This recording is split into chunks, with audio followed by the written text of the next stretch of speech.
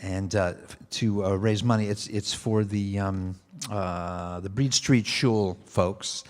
Raise money every year, and it's done on Christmas Eve. So it's a nice time for us to, a little Chinese food and a little Fiddler on the Roof. It's really a great feeling. It's a long movie. How many of you saw it? Here last week? Yeah? All right. Be honest. How many of you left at intermission? No, nobody. Nobody left at intermission, huh? No, okay. That's good. Because I see. Okay. Well, whatever. So I know a little bit of background on Fiddler, and I'm going to read you some interesting facts about it. But first, before I give away all the answers, I thought we would have a quiz. Okay. So, since you've all seen it recently, now, Fiddler was also a very long-running Broadway play. So, what famous actress in the Broadway play played Yenta the Matchmaker in the Broadway play? Wasn't Molly Pecan, although she was in the movie. Okay, this is originally in the Broadway play. Anybody know? B. Arthur is the exact right answer. Very good. Okay, so I think you all know who wrote the book. Shalom Aleichem, that's correct. The book, not the Broadway show book. By the way, I think Fiddler on the Roof is the greatest musical ever because the book is great, right? The script, the lyrics are great, and the music is great. We know a lot of musicals. For instance, I shouldn't badmouth any musicals, but Bye Bye Birdie, for instance. Great book. Funny, hilarious, clever. Songs, put on a happy face. A couple of songs, but not that great. West Side Story, pretty good all the way around. But Fiddler, I think, might be the greatest ever for that reason. South Pacific, nice, really good. I don't think the script is better than Fiddler, in my opinion. Sorry, Hamilton. Well, I haven't seen Hamilton. Any other favorites?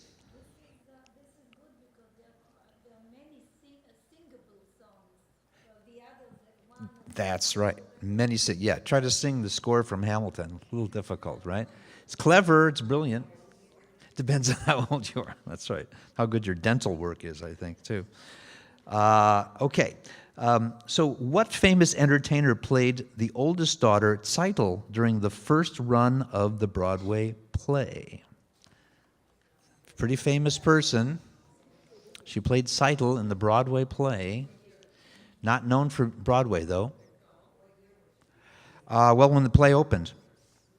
Yeah. Nobody knows? Bette Midler. Yeah, was one of the daughters. Yeah. Yep, played Tzeitel. What was the name of the town beggar? The town beggar.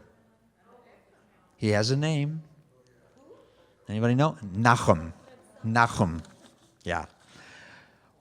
What was the occasion for singing Sunrise Sunset? I think you all know this. The wedding. That's right. And whose wedding was it? Tzeitel and Model, right. What musical did Zero Mostel win a Tony Award for before Fiddler on the Roof? Yeah. A funny thing happened on the way to the forum. Good, Shirley. I wish I had prizes, but a funny thing happened on the way to the forum. Zero Mostel, yeah. That's a prize in itself, yes.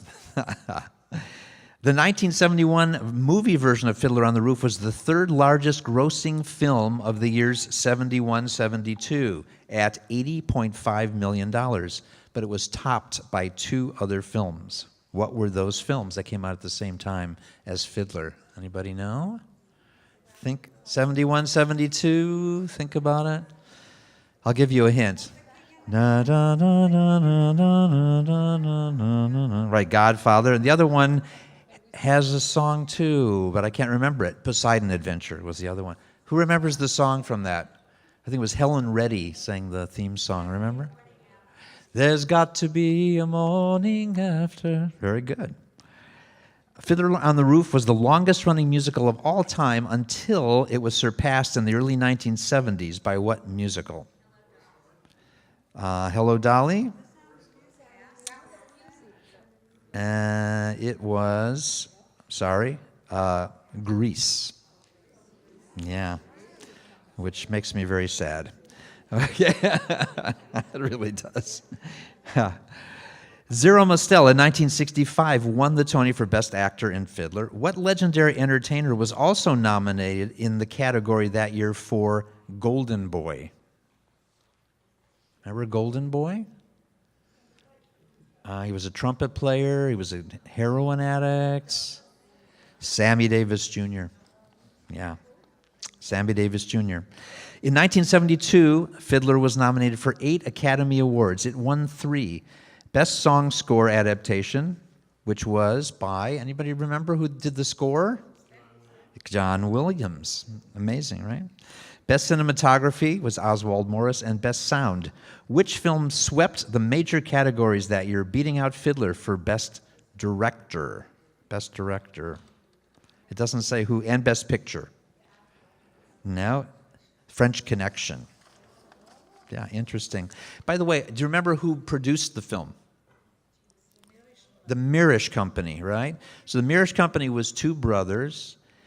Do you know that we have in Los Angeles a fairly well-known person named Mirisch, who is the grandson of one and the great nephew of the other? Anybody know what his job is right now? He is the mayor of Beverly Hills.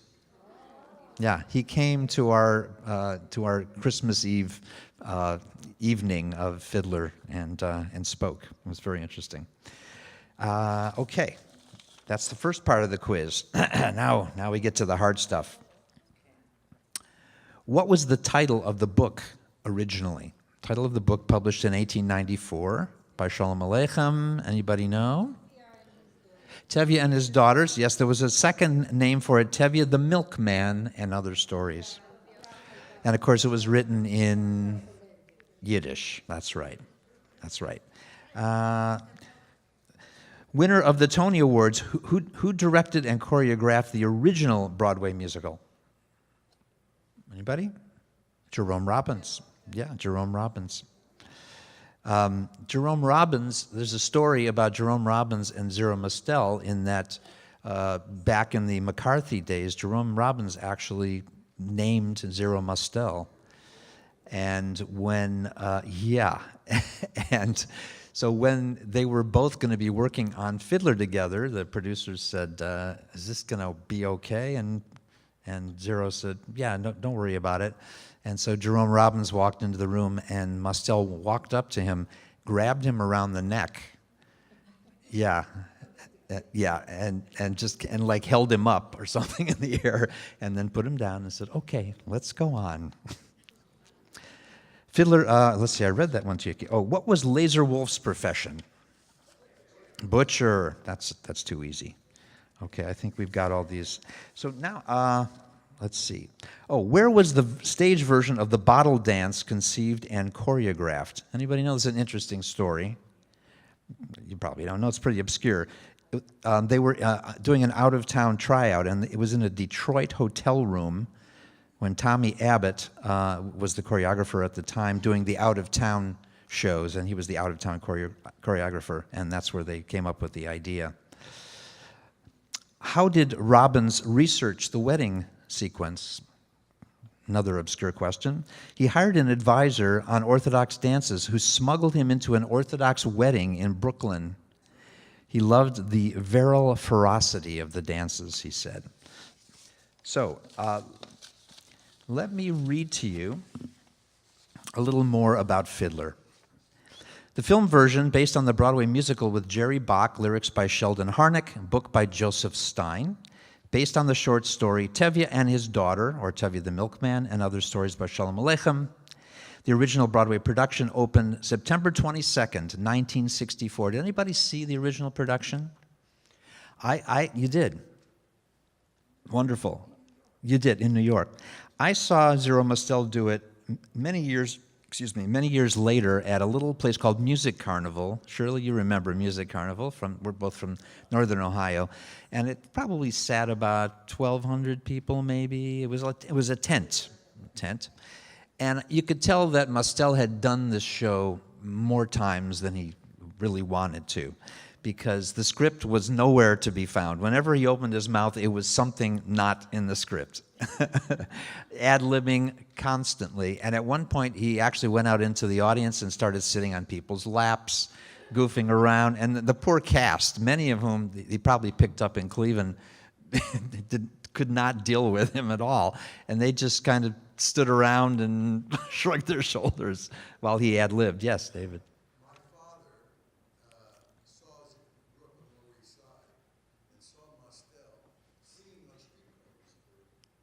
Seriously. Unbelievable. Well, he was probably already rich, too. No, I'm kidding. Yes, sir. He wasn't the original, but he took over. Herschel Bernardi took over 4-0 Mastel. He was the first sub for him. By the way, here's a great trivia question. You know, there was recently a revival of Fiddler on Broadway. Something of Herschel Bernardi's was on the stage during that show. Anybody know what it was? His son. His son. However, Shirley, you were right. Shirley said his shoes. Correct. His son wore the boots that Herschel Bernardi had worn in the original production. And yeah. Oh, you did see it with Herschel Bernardi, right? Yeah. Do you know that one of the people who auditioned for the film version of To Be Tevye was Frank Sinatra? Yeah. Can you even imagine what that would be like? But it's such a great role. My daughter was in it at Hollywood High School, and Tevye was played by a little skinny African-American kid, I swear. And it was still wonderful, and he was wonderful. Yes. I think that's made up. I think, anybody know? I believe that's a made-up story. However, you know, my grandfather, I grew up hearing stories from my grandfather who grew up in Ukraine, and he said they had a dirt floor in their little cabin. In the winter, the cow slept inside the house with them. His parents were so excited when he became a carpenter so he could, you know, put a floor in their house. So, you know, it wasn't all that exaggerated, I don't think. Yes, it's been done many times in Japanese and... Oh, so it's on YouTube. So if you want to see it in Japanese, that would be fun to do together, right? Okay, so the role of Tevye originated by Zero Mastel. Herschel Bernardi took over the role. Other actors associated with the role include Theodore Bickel, who has been here at VBS, was here, Oliver Sholem. Leonard Nimoy played it also. Alfred Molina and Harvey Fierstein. That would have been a fun one to see. And Israeli actor Chaim Topol did originate the role somewhere. Anybody know where? In London, in the West End. Yeah. And he did the film version. Yeah, it's quite wonderful. I believe he passed away, Topol, about a year or two ago. Correct? Yeah. So here's the interesting thing. He's still living?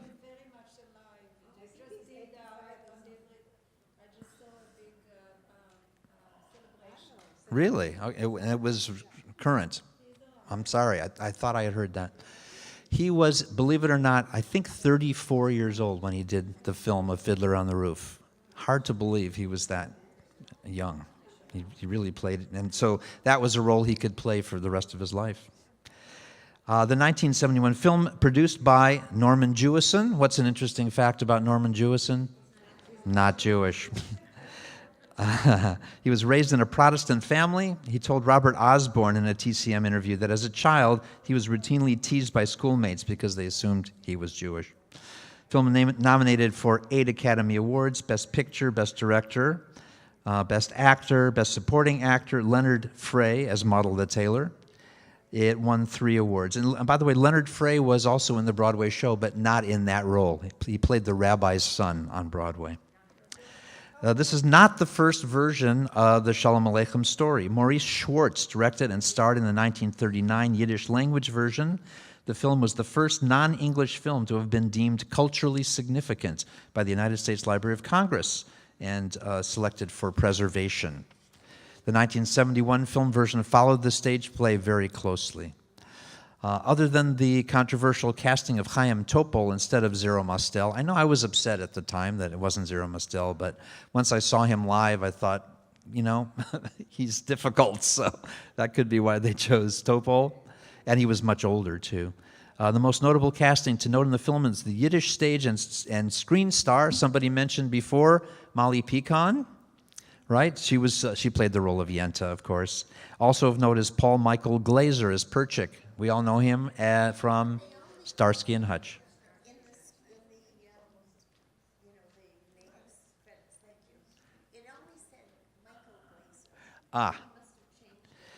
So often actors have to change their names because there's someone else with the same name and they have to add like a middle name or something like that because of the unions. Hello, Rabbi. What's this?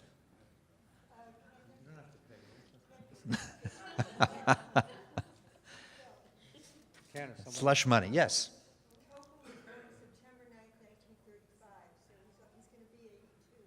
He would be 82, Topol. So we haven't sung yet, Rabbi. We've just been doing quiz stuff. Sing, for God's It's been sake. fun. So let's sing.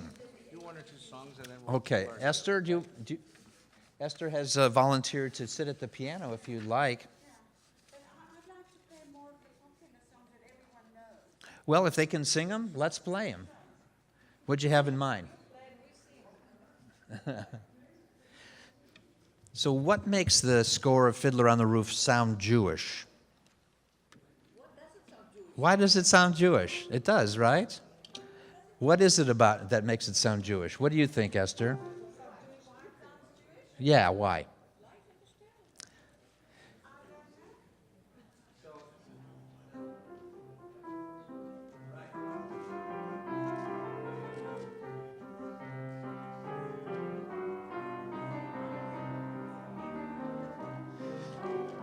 And based on the Phrygian mode, which we call Phrygish, na na na na na na na na na, right? It's a major key, but it has that major second na na na na na na. Immediately sounds Jewish. So the composers playfully throw in little intervals like that. Another scale is called Ukrainian Dorian that you find throughout that, which just brings you back. It just touches you in a certain way. So what would you like to do, Esther? We don't have the words for If I Were a Rich Man, but we probably know it. Here we go. All day long I'd biddy bum. If I were a wealthy man, I wouldn't have to work hard.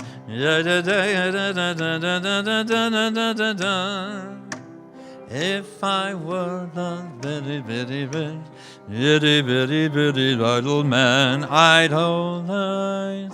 Who knows the words?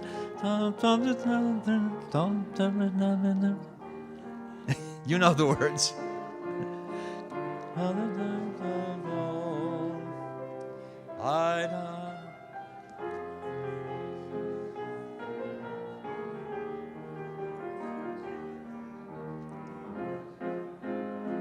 We need the words. One more chorus. Oh, if I were a rich man.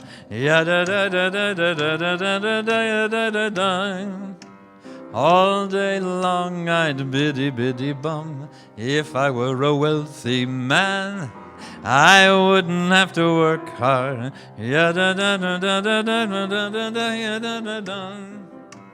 If I were that bitty diddle diddle man. How about Sunrise Sunset? We've got that one right here.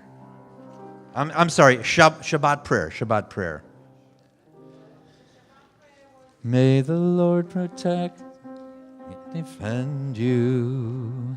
May He always shield you from shame. We have the words. May you come to be in Israel a shining name. May you be like Ruth and like Esther. May you be deserving of praise. Strengthen them, O Lord, and keep them from the stranger's ways. May God bless you and grant you long lives. May God make you good mothers, and may you send good husbands who will care for you. May the Lord protect and defend you.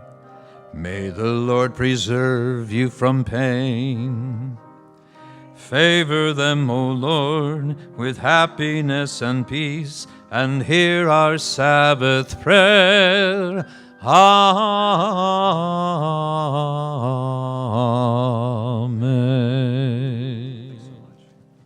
Thank you to Kenner Barron for trivia and songs. Thank you, Esther. Thanks so much. So good evening, everyone. Welcome to the last of our lecture series about... Phil, let me have one of the song sheets. Have you got one? Or I have one here. Okay, I got one here. Okay. This is the last of our conversations about our favorite Jewish movies. And if you enjoy this, maybe we'll do this again next year. This was an interesting exercise. So tonight, what I want to do, talk about Fiddler. I'm going to let you talk with the cantor about all the ins and outs of the movie, how it was made and who made it and this sort of stuff. I'm not going to talk about the film itself. What I want to do is talk about the story. Okay, so really quickly, the only part that's relevant is this was based on a set of stories written by the Yiddish author Shalom Aleichem.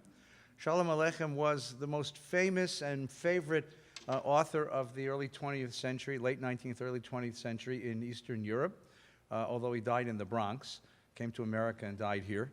And what he did was he chronicled and captured this sort of essence of Eastern European Jewry in its last days, in the early 20th century, before it was decimated by immigration and anti-Semitism and other forces.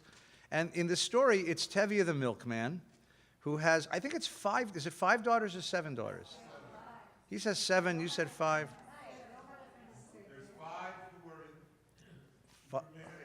Yeah. Oh, okay. There's 2 others. So the movie tells you about 3 of them. And there's others that have no names. And it was created into a Broadway show, previewed in 1963 and opened in 1964, created by Sheldon Harnack and Jerome Bach. Harnack is still alive. He's 92 years old. Now he's 93 years old. I happen to know this because I quoted a song in a book I wrote, and I had to get permission, and I had to write him. And I had a correspondence going with Sheldon Harnack, which was the coolest thing in the world. Now, in 1964, this show opened, and it was a huge hit. And it's important to note just why. And the movie was made in what year? 71. But the play was this huge, and it still is, by the way. It's revived every now and again. Sometimes with some very interesting casting choices. One time, Harvey Fierstein played Tevye. I don't know how you imagine that, but Alfred Molina played Tevye. So it opened in 1964. Now, 1964 is, if you just sort of take a chart of American Jewish settlement, most of us who came from Eastern European communities came between 1884 and 1920. The biggest year of American Jewish immigration to America was 1912. Okay, my ancestors came in 1904. Okay, so I'm a third-generation American Jew. My grandparents are immigrants. My parents are the first-generation native-born, and I'm the second-generation native-born Americans. 1964 really marks the moment when that second generation, the native-born generation, has really come into its own. And the third generation, the second generation of native-born Americans, is just being born and just coming of age. Now, that second generation of American Jews, their parents were immigrants. Their parents came from Eastern Europe. They settled on the Lower East Side. As they started to become a little prosperous, they moved out to Brooklyn. Okay? Or they settled in the south side of Chicago and moved a little bit northward. or they settled in Boyle Heights and moved over to West Adams and then over to Fairfax. And every city has that sort of, and that second generation, that's such an interesting generation because it's a generation of deep ambivalence. They are loyal to their parents, they love their parents, but most of all, they want to become Americans. They want to speak American, speak English, they want to have American names, they name their kids American names. Right? My name's Edward, my brother's Lawrence, my other brother's Stephen. My mother gave up by the fourth one, called him Jeremy, but they gave us American names. That second generation wanted very much to be American. Some were ashamed of being Jewish. That's the generation where you changed your last name in order to get into college or get into a profession, faced tremendous opposition, anti-Semitism. That was the generation that had to work harder to be Jewish, harder to be American than any American had to work. Philip Roth makes a lot of fun of that generation. That's the generation of Goodbye Columbus and that sort of stuff. And it's at that generation that's come into its own when Fiddler on the Roof opens up. And what happens is it was in the context of a beginning of a reawakening of ethnicity in America. Remember, 1964 is the civil rights movement is going on, and African Americans are beginning to wake up to their African Americanness. A little bit later, Chicanos, now we call them Latinos, Hispanics, people of Mexican and Central American origin, will wake up to their identity. And Jews were waking up to their identity. And at the same time, they wanted to be distinct and they wanted to be integrated. So anytime somebody did something Jewish, it was, oh my God, look, it's Jewish. Harry Belafonte sings Hava Nagila on the Perry Como show. Now, if you didn't understand that sentence, you didn't live my generation, right? But the idea that Harry Belafonte sings Hava Nagila, right, on the Perry Como national television show says, we've made it in America. We have a place here, right? And this show opens, and American Jews say, look, this is our story. Because who is Tevye? Tevye is the grandfather all of us wanted. Not all of us had, but all of us wanted. He's pious, he's simple, he's wise, he's loving. Anatevka is the place all of us wanted to come from. Because it's a shtetl, it's warm, it's sweet, it's colorful, it's full of colorful characters. And this becomes the imagined story of origin for American Jews. And the more popular it becomes, the more we can hold our heads up and say, well, that's my people. Those are my people. And that's why this show becomes so wildly popular, not just in the American scene, but most especially for American Jews. Most especially, this becomes a point of pride for American Jews. That's an important point. Now let's go into the story itself. Everybody loves the story because it's about tradition. In fact, that's how the show opens, remember? You open up on I remember the play. I haven't seen the movie in a long time, but the play, you open up in the village of Anatevka, right? And in our village, everyone knows who he is and what God expects him to do, right? We are like a fiddler on the roof, trying to scratch out a little tune without breaking his neck. Why do we stay here? Because Anatevka is our home, right? And how do we keep our balance? That I can tell you in one word. That was dreadful.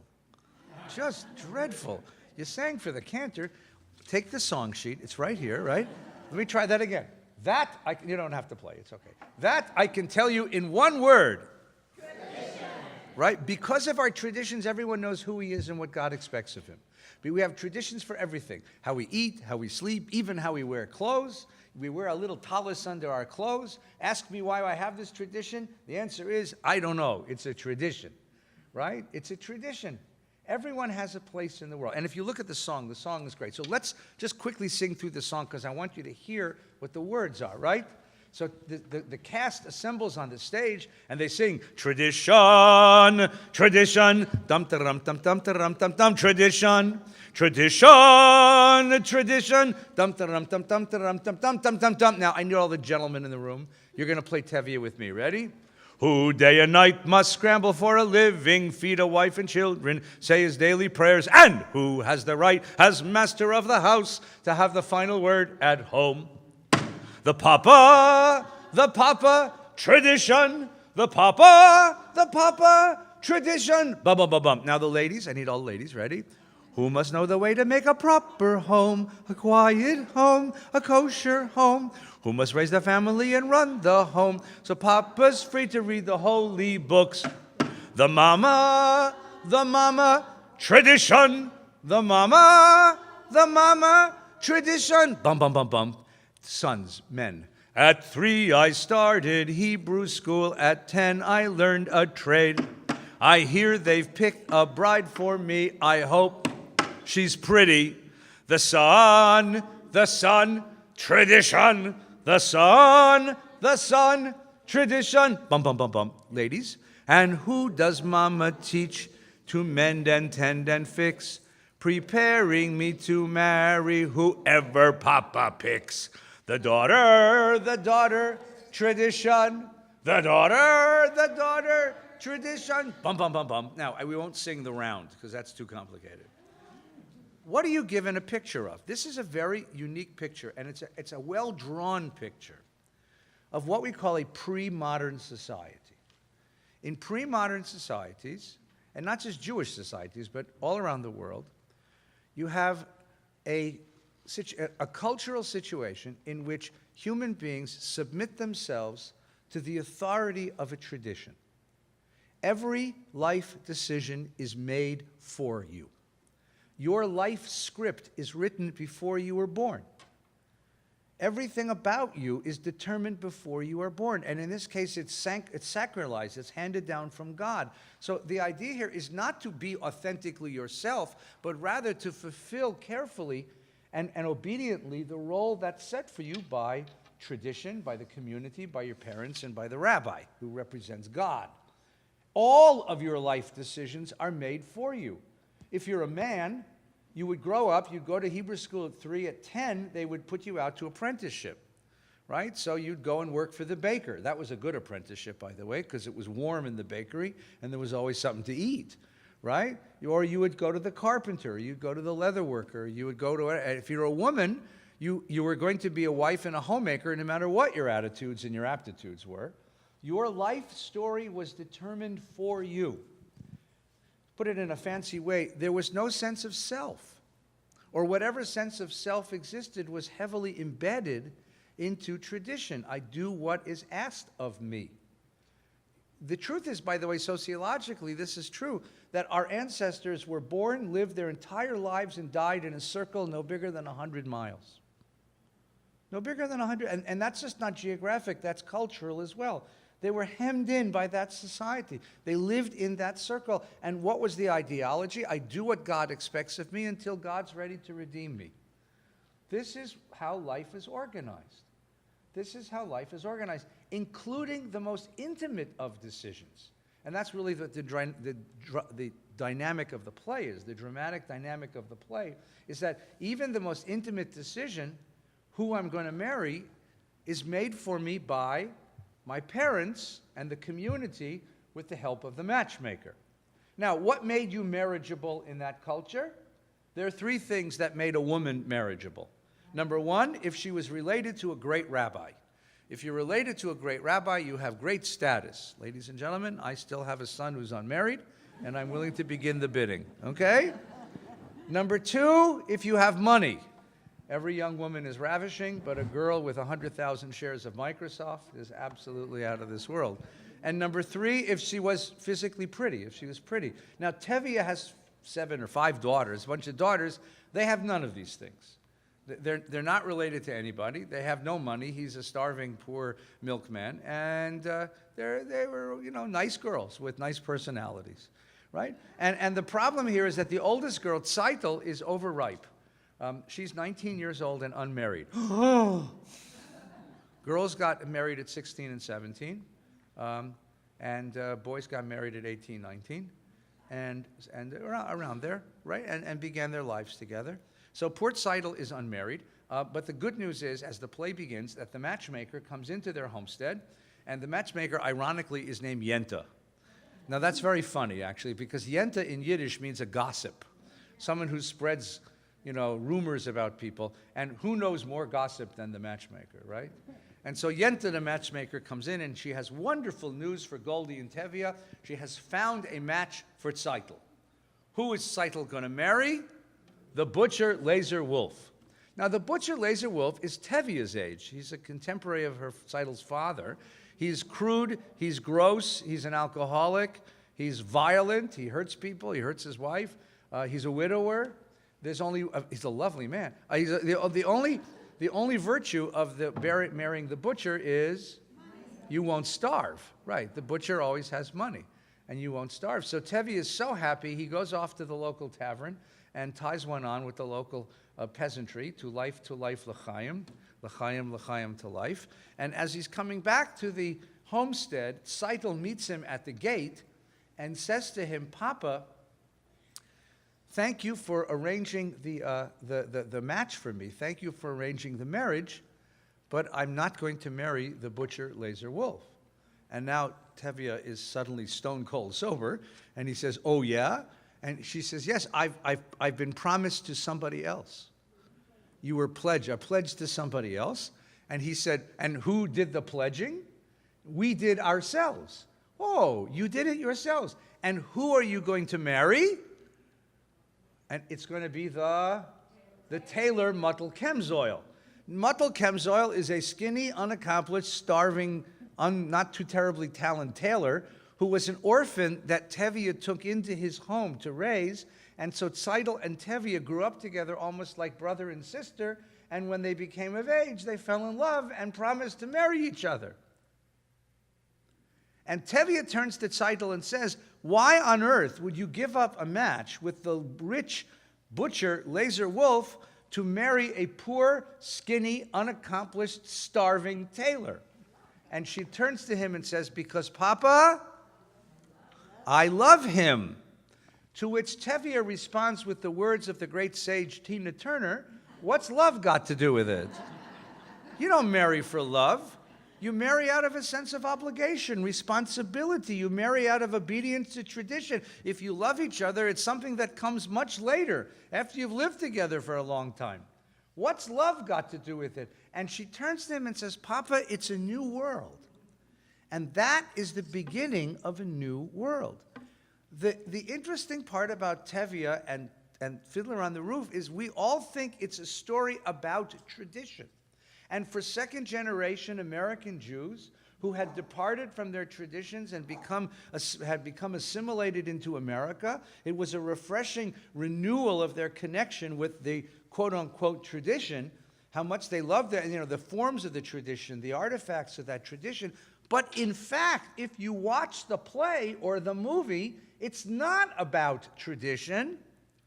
It's about the forces that came and destroyed tradition. And the first force that came and destroyed tradition is Tzeitel's insistence that I will marry whom I choose. This is called the advent of modernity. And in modernity is the birth of a choosing self.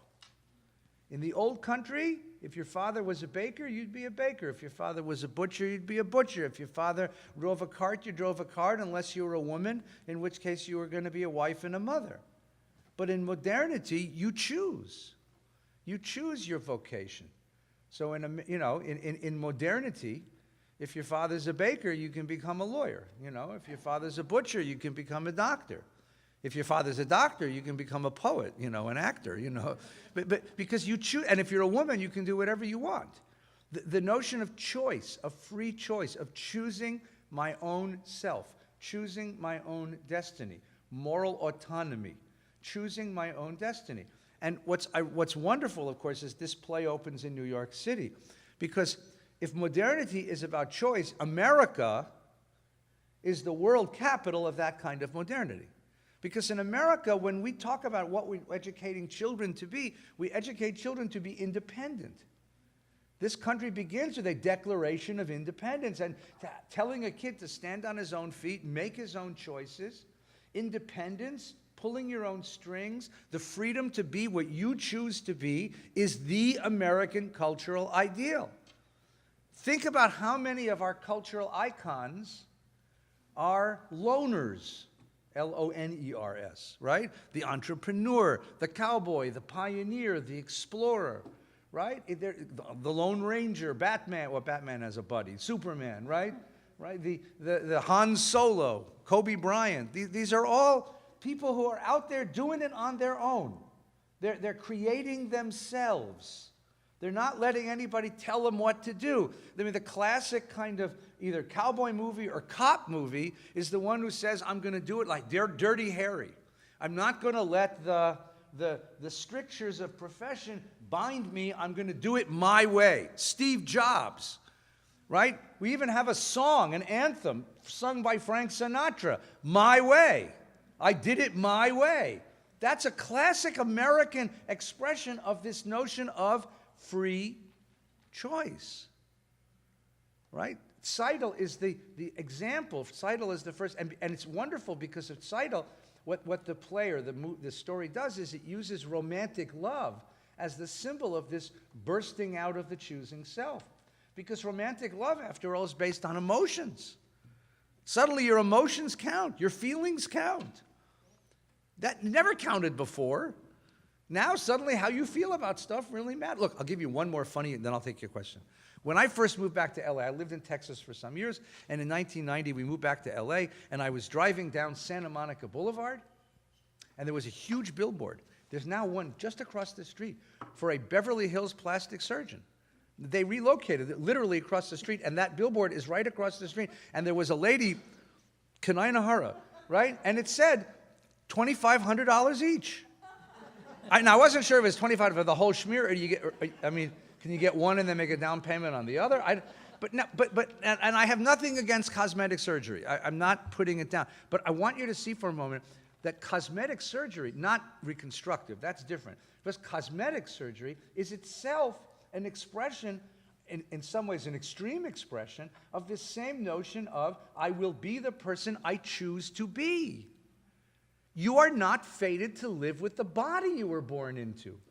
If you don't like your tuchus, we'll give you Scarlett Johansson's tuchus.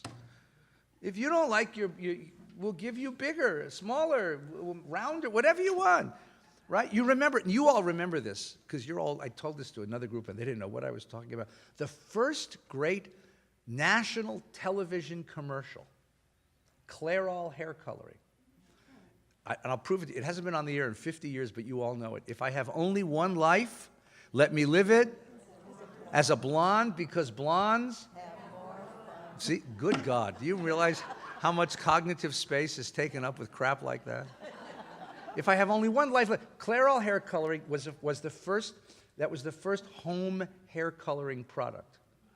The guy who invented Clairol invented the way that you could change your hair color at home. Before that, you had to go to a salon and had a professional do it. Clairol. So they come up with this idea of, if I have only one life, let me live it as a blonde, because blondes have more fun. Now think of that in the context of modernity. If I have only one life, let me live it the way that I choose.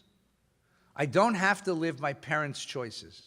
I don't have to live their lifestyle. I don't have to live their politics. I don't have to live their values. I don't have to live their religion.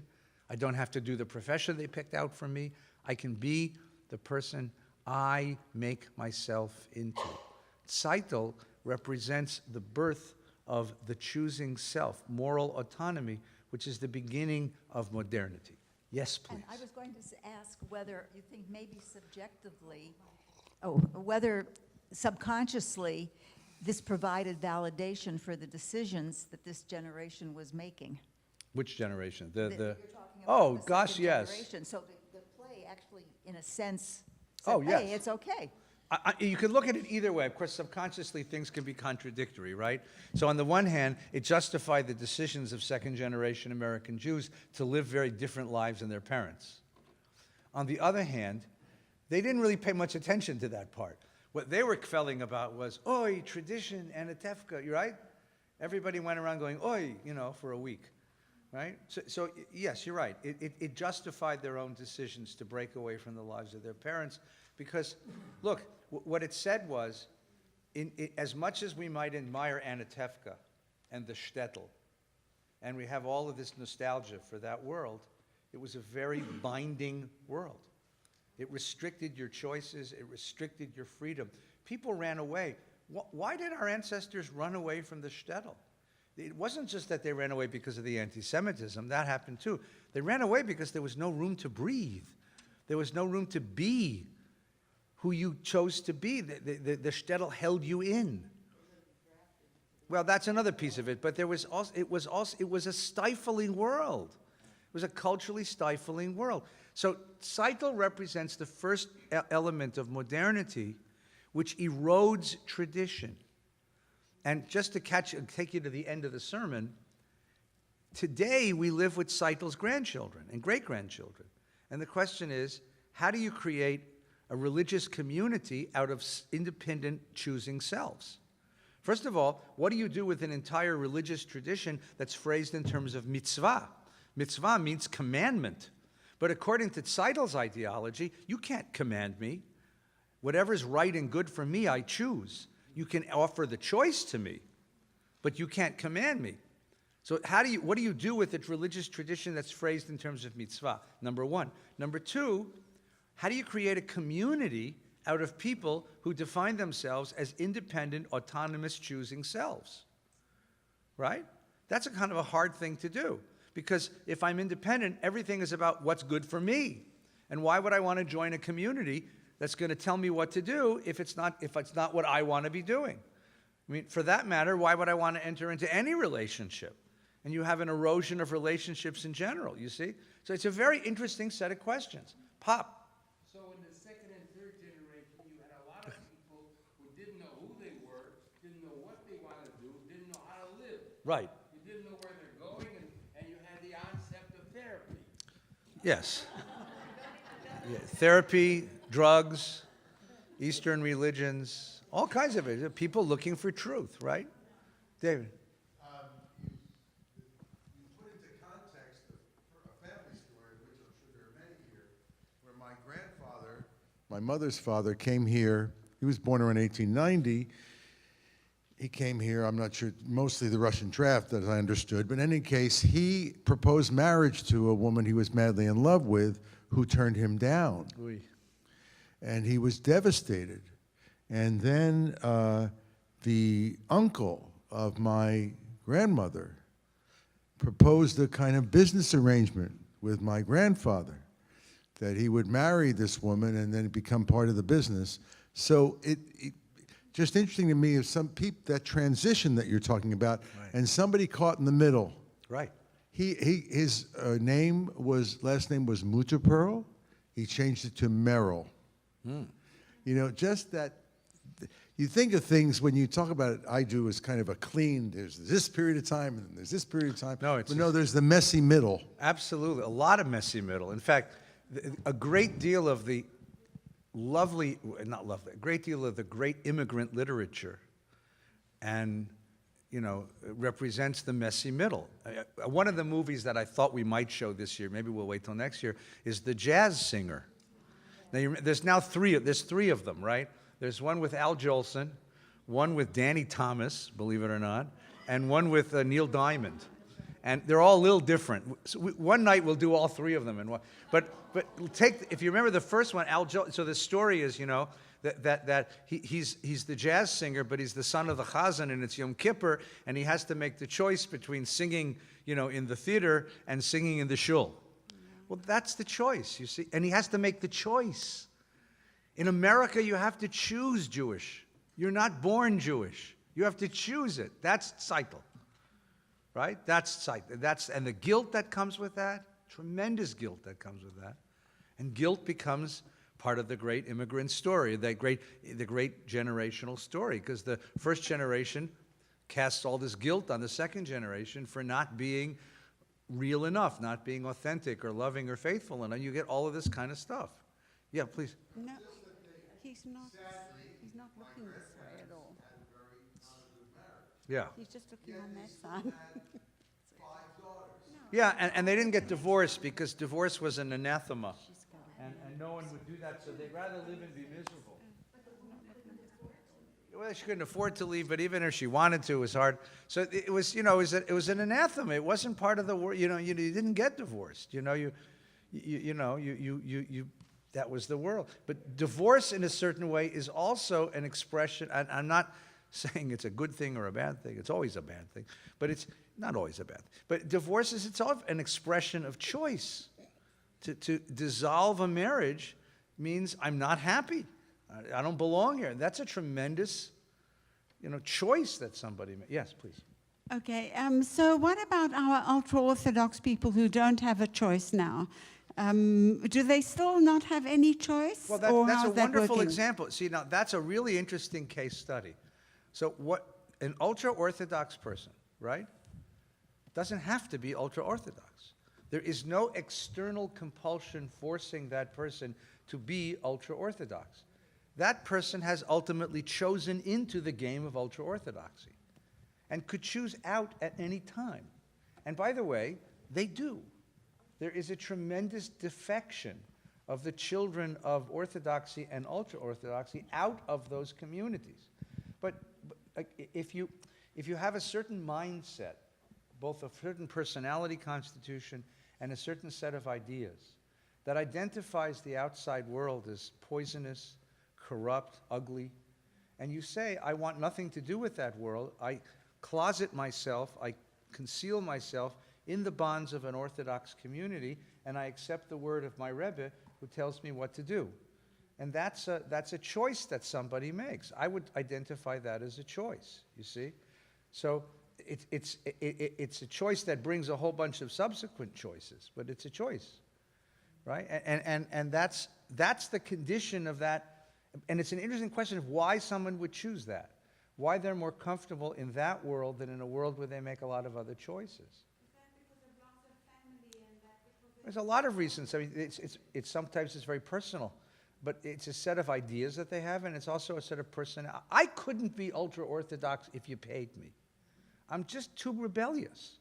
I mean, I have friends who are very frum, and I love them very much, and I like spending time with them, and I admire them for their commitment and their devotion and their idealism. And whenever they say to me, why don't you join us? I can't. You would put a Rebbe in front of me, and I would say, why? And they would throw me out. I would get thrown out. I'm just not constitutionally put together to be that kind of a Jew, or anything else, by the way. Or anything else. I'm not that kind of a joiner, and some people are. So let's move on to the next one, if that's okay. The second daughter is named Huddle, right? It's Seidel Huddle Hava, right? Now, remember what happens? There's a young revolutionary named Perchik, and Perchik is running away from the Tsarist police, and because he was part of a demonstration in St. Petersburg. And he's running away from the police, and he takes refuge in Tevia's home. And there's a funny, the funny kind of conversations between the two of them. There's that one wonderful vignette where Tevye and Perchik are talking, and somebody mentions money. And Perchik says, money is the world's curse. And Tevye says, may God strike me down with it. It's a great line. Perchik is a revolutionary. And remember what happens? At Seidel's wedding, which is Orthodox, so that it's separated, right? Men on one side, women on the other. Perchik shoves aside the separation and goes and gets Huddle and asks her to dance. And the whole community looks, and for a moment, you don't know what's going to happen. Are they going to stone him to death or what? And then Tevye goes and asks Goldie to dance, and pretty soon everybody's dancing with everybody else.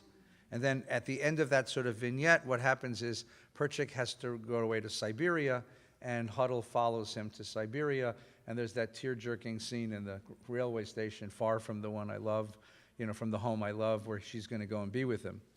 And of course, the irony of that scene, as much as you cry over poor Huddle never going to see her family again, is because they were tucked into Siberia, they probably survived the Holocaust. Because if you were not in, because if you stayed in Ukraine, in the shtetl, the Nazis wiped out all those communities. They went to Treblinka. What does Huddle represent?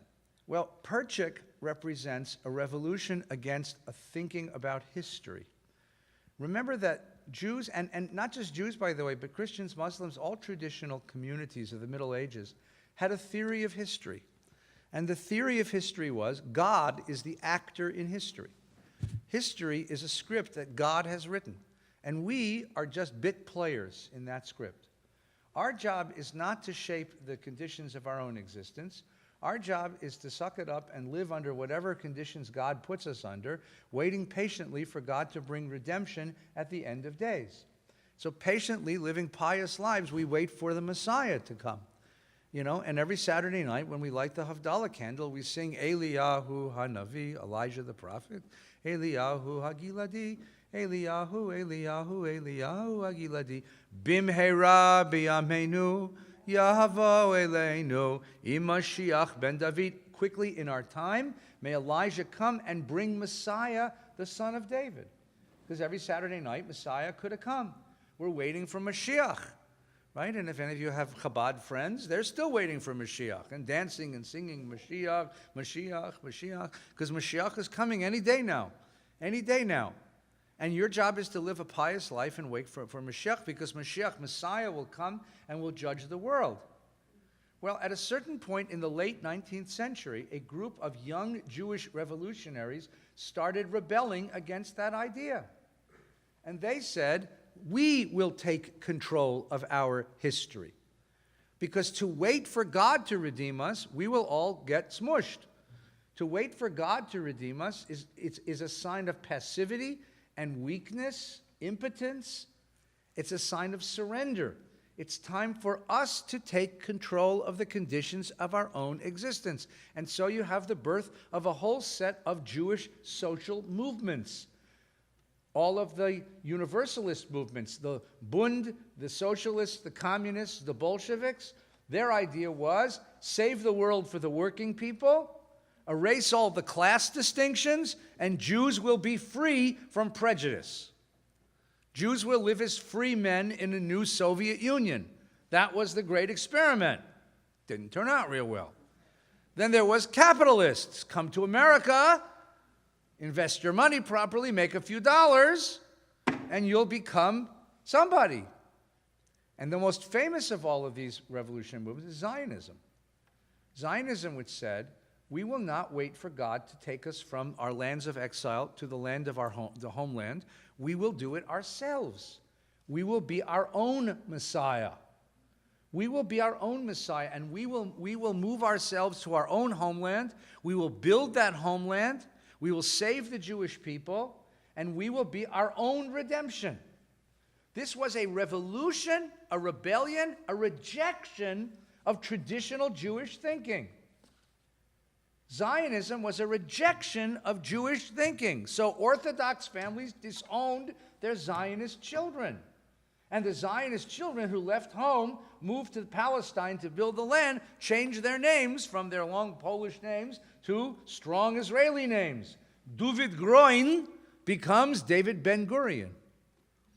Okay, all the Israelis that you know with these strong Hebrew names once had long Polish names, and changing the name was part of changing your identity and changing your destiny. That's what Perchik represents. I'll give you the best example of that. There's a Hanukkah song that you all know. Mi yimalel gvurot Yisrael otan mi yimneh hein bechol dor hakuma gibor goel ha'am. You know that song? Okay, that song is a Zionist song. Here's how it goes. Just a couple of verses. Just a Mi Yimalel Gvurot Yisrael. If you open up the book of Psalms, the original line was Mi Yimalel Gvurot Adonai. Who will tell the glories of God? But the writer says, no, I'm not interested in God's glories anymore. Mi Yimalel Gvurot Yisrael. Who will recall the glories of the people Israel? Hein bechol dor, in every generation, yakum hagibor, a hero will rise up, goel ha'am, to redeem his people. Who is the redeemer? Not God, not God's Messiah, but rather Judah Maccabee and all of the modern iterations of Judah Maccabee, right? And the last line of the song is Bayamim ahem bazman hazeh, Maccabee Moshiach ufodeh. Maccabees saved the Jewish people. Ubi amenu kol am Yisrael, and in our time let all the people Israel yitached yakum v'yigael. Now it's a little complicated Hebrew, so my Hebrew teacher is here. Yitached, the whole Jewish people will gather up as one. Yakum, rise up. V'yigael, it's nifal, future tense. will be redeemed or will redeem itself. The people will redeem itself. You're not going to wait for God to redeem you. You're not going to wait for God to save you. You're not going to wait for God to pull you out of trouble. You're not going to pray to God to give you to give you salvation. No. You're going to get up off your tochas. You're going to build an army. You're going to build a country, and you're going to do it yourself. That's Perchik. That's what Perchik and Huddle represent. A new way of thinking about the Jew in history. Well, how do you do a Pesach Seder? It's an interesting. Pesach Seder is all about, we sat there and God redeemed us. But this is theory says, no, not anymore. That's weakness. In fact, Zionists look down upon Eastern European Jews as weak, impotent, passive. They did not respond affirmatively to the pogroms because they felt the pogroms were your own damn fault. You stayed in Europe when we told you to leave. Even the Holocaust. There was a museum in Israel called Yad Vashem. It's in Jerusalem. The old Yad Vashem had the story of the Holocaust and its subjugation and the murder of Jews. It also had the story of the Jews who rose up to fight back. It's the Zionist story. That's Perchik. The second element, or the second note of modernity is, I will create the conditions of my own existence. I'm not waiting for a God to save me. Okay? The third one is the most controversial. The third one is Chava. And Chava is the little girl who always has her nose pressed into a book. And all the books in the town are kept in the library, and the library is part of the church. So she goes to the library to pick up books, and who does she meet there? Fietka, right? A little Russian boy, or not little Russian boy, big Russian boy, and they fall in love. Now, first of all, it's ironic because the name Chava is the name Eve, as in Adam and Eve. She's the mother of all life. She's universal. And Chava represents that. Up until modernity, Jews mostly, with a few exceptions, but mostly only talk to other Jews, especially in Eastern Europe. In Muslim countries, there was much more cultural interaction with Muslim culture. But in Eastern Europe, Jews looked upon their Eastern European neighbors as barbarians, and Eastern European neighbors looked upon the Jews as pigs. So there wasn't a lot of social interaction. There was commerce between the two, but there wasn't a lot of interaction, cultural interaction. Jews spoke only to other Jews.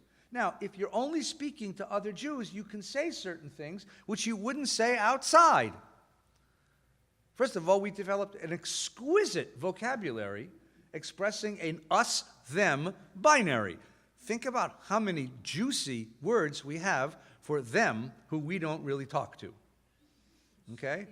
Starting with, my bubby's famous phrase, goyim fe, right? Which means non-Jews, and then shigsas and shagits and shkots, and I mean, there's a whole long, because it's a defense mechanism, it's a wall that you create. But more than that, because there was no cultural interaction, Jewish culture was internally isolated. It was all, inward turned. Starting in the 19th century, or actually starting in the 18th century, you have the beginning of what's called Enlightenment. 19th century, it really begins to spread. We open the doors of the Jewish mind, and we start thinking, we start talking to the outside world. We start learning languages, and we study science, and we study history, and we study literature, and we study all of the ways of knowing of Western European culture. And it begins to challenge the truth claims of Judaism. For example, we think of ourselves as God's chosen people. Torah says that. We say that in our prayers, Asher bacharbanu mikol ha'amim. God who has chosen us from all the peoples. So then you open up Emil Durkheim, son of an Orthodox French rabbi, who writes an important book called Elementary Forms of Religious Life, where he studies Polynesian tribes, and guess what he says? Every tribe in every corner of the world calls itself God's chosen people. Navajos have a word for us. They call us Goyim. Okay? Navajos are chosen people. Polynesians are chosen people. Aborigines in Australia are the chosen people. Pygmies in Africa are the chosen people. The Scandinavians are the chosen people. Everyone thinks of themselves as a chosen person. Does that cast a little doubt on your own sense of yourself as a chosen person? As they say, but wait. Then we have new sciences begin to rise in the early 20th century. Ancient history, archaeology, literary criticism. We start to subject the Bible to the same kind of study that we subjected Homer's Iliad and Odyssey. And guess what we discover? We discover seam lines between biblical texts and documents, and we begin having theories about how the Bible got written. We have archaeology, which uncovers the records of ancient Near Eastern societies.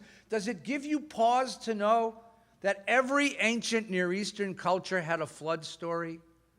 Where a guy was tipped off by the god that a great flood was coming to flood the whole world, so he builds an ark, saves a bunch of animals, waits out the flood. And would it give you a little chill in your back if I told you that in the Akkadian, Sumerian, and Babylonian versions of the story, the hero discovers that the land is dried up by sending a raven and a dove? Down to that level of detail the stories are? And you start to say, well, maybe there's borrowing. And we suddenly the way we think about our own culture among the cultures of the world changes, and it's challenged. We have to think about ourselves in different ways. Not only is it a cultural opening, it's a social opening. What happens to the American Jewish kid, immigrant child or child of immigrants, who's told his whole life, don't talk to those people, they're barbarians? And then he goes off to college. He goes off to City College in New York or Columbia or Harvard. And he discovers they're not such barbarians. They're actually really nice people. And not only are they really nice people, they're attractive people. And not only are they attractive people, they don't hate you. They don't hate me. I was told all non-Jews are anti-Semites, and when I go and I discovered that my non-Jewish friends and roommates are not anti-Semites, in fact, they love me. I mean, just think for just a moment. The highest compliment that a majority culture can pay to minority culture is to let us marry their daughters. Intermarriage is the great Jewish success story. I mean, the community decries it as the destruction of our identity, but it's everything that our ancestors wanted. We're accepted. They want us. Marry our kids, right? Jared, meet Ivanka. Caroline, meet Edward. Caroline Kennedy marries Ed Schlossberg. Chelsea marries, what's the name of Chelsea's husband? Menvinsky, whatever, right? I mean, think, Caroline Kennedy marries a Jew, Chelsea Clinton marries a Jew, Ivanka Trump marries a Jew, Al Gore's daughter marries a Jew. Does that tell you something? Mazel tov. Now you may say, no, that's not what I want. That's like gunning the engine till 150 miles an hour, then slamming on the brake. This is what you wanted. You wanted to be accepted. We opened the doors of social acceptance. Now, here's the interesting thing, and the rabbi and Rabbi Gelman and I were talking about this before, and see if I got the memory right. Tevye could make his peace with Tzeitel marrying Muttel Kemsoil. Even though she didn't marry the person he wanted her to marry, he could make his peace because, after all, Muttel's one of us. And what's so bad if she chooses her own husband? It's love, and it's a new world, and love is a sweet thing. He could make his peace with that. And that was that whole dream sequence, right? Because he has to explain to Goldie why he's...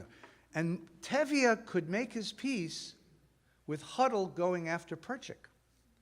Because after all, Perchik is a Jew, and even though his revolutionary ideas violate Tevye's own sense of God and history, in a certain way, it's still an expression of Jewishness to want to do tikkun olam.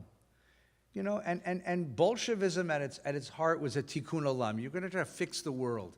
Social revolution, for the sake of freeing mankind, is ultimately a Jewish thing. He could make it was hard, but he could make his peace with his daughter running after that Meshuggah all the way to Siberia.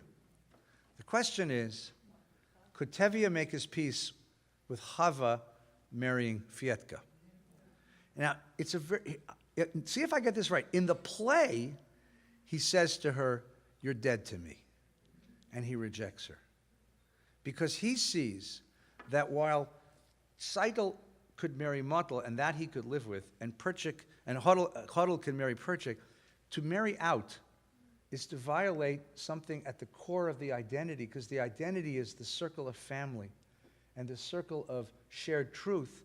And once you violate that circle, it's very hard to have any sense of identity left. In the play, he says that. In the last scene of the movie, Tevye and the family are on the cart, and the cart is clupping. They're going to go to the port and sail away to Chicago.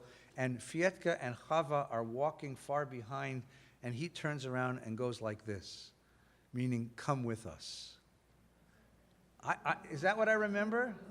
No? Didn't they follow? Or did the mother do that? The mother did that? Somebody did that. God be with you. But they follow. But they don't they follow them? They stayed? Okay, Mark, go ahead. What? She leaves him. Later. She leaves him and comes back, and when he leaves Anatevka, he goes with Golda because Seitel wouldn't let them leave until they took Golda with them. No, Chava.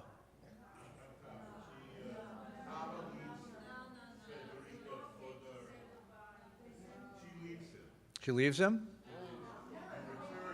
But he won't accept her until Seitel intervenes. Okay. All right, so here's the, so let me just, let me just present the issue, and you can tell me later what it, we'll go back and watch the end of the play or what. The question is, the question is this, the question is, does that indicate an acceptance? That's the question. Well, so here's the question. Tevye can't live with this because and here I think you have either the playwright or Shalom Aleicham's impulse, which there are certain revolutions that you cannot withstand, that will really erode the identity of a culture, and completely blowing up a culture, opening up completely to outside, without any kind of boundaries, becomes a threat. And the other, I was going to show another movie, but it's too controversial. And the movie I was going to show you was The Little Mermaid. You know The Little Mermaid? So The Little Mermaid is a Disney film made about 20 years ago. And it's based on a Hans Christian Andersen story about a mermaid who falls in love with a sailor. And because she's a mermaid and has fins, and he's a sailor and he has legs, she has a hard time marrying him. So she goes to the sea witch, and the sea witch says, "You have to give up your voice. And if you give up your voice, I'll give you legs." And she gives up her voice, but she has to get him to kiss her within 3 days, or else she becomes a mist. And within 3 days, it doesn't happen, and she becomes a mist, and she today is memorialized as a statue at Copenhagen Harbor. But when the Disney people made the movie about 20 years ago, they changed it. When the Disney people made the movie, the mermaid and the boy get married, and they live happily ever after. And the question is, does the movie and the play, and I don't know the answers, so don't yell at me, does the movie and the play end the same? Or does the play establish that boundary where Tevye says no, but the movie says maybe? And does the movie represent a step toward the Americanization of the Jewish community, where we don't see this as an anathema anymore? We don't see this as the problem that previous generations saw. We're getting used to the fact that we're going to marry different kinds of people and open ourselves to outside cultural forces, and the boundaries are going to fall. And that's the question. And so let me just finish. I'm not going to argue with the movies. It's not important. Let me just finish this one. What we have in the film, at least in the play, in the film, is a representation of a social movement called modernity. Modernity came to the Jewish people. It actually went from west to east. It starts in America, and then England, France, Germany, across Europe, and it never got to Russia. So Jews came to modernity only at the very end of Russian settlement, and when they moved to America, that's where they met it. Fiddler is all about the forces that eroded tradition. The choosing self erodes the power of tradition to command behaviors and attitudes. The revolutionary history idea erodes the idea that we wait patiently for God to redeem us. And the open library, the relationship with Fietka, means an opening to the outside world and a conversation with the outside world, which we never had before. These are now the conditions under which we live, because we are Seidel and Huddle and Hava's grandchildren.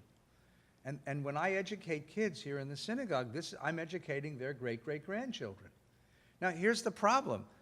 There's nothing in the Jewish tradition which prepared me to do this, because the Jewish tradition in many ways is phrased in language which is complete opposite of this, the language of mitzvah, of commandment, the language of redemption, the language of a closed society. How you teach a Judaism with independent selves, with revolutionary history, and with complete cultural openness is an experiment that we're still in the middle of right now. And the jury is out. I mean, the decision about whether this is actually going to work hasn't been figured out yet. That's exactly where we are. So at the end of the play, at the end of the movie, Tevye and his family are moving to America to begin our lives. And we are the next chapter in their story. And how we live our lives, the Jewishness, the authenticity, the sense of meaningfulness, whether we can gain the same sense of comfort and satisfaction that he had at the beginning, a fiddler on the roof who knows who he is and what God expects him to do, and whether we can be authentic and loyal to the traditions of our ancestors is still a very open kind of question. So let's do one more song. So turn with me in my song sheet. I know you do. About what? Yeah. What do you think? I think that what they took that from Chagall. Marc Chagall's paintings have all these fillers. He represents a precarious life, trying to create something beautiful which is a little off balance, right? Life is not quite as balanced as it ought to be, right? That's what it represents. So my favorite song in the whole play is this song. Is called "Do You Love Me," right? And I love this. So you'll help me do this, and with this we'll call it a night. Okay? Is that good? All right. So gentlemen, if you will help me sing Tevye's parts, and ladies, you will sing Goldie's, we will have a lovely evening of this. Shall we? Ready, gentlemen? Goldie, do you love me? Do you love me?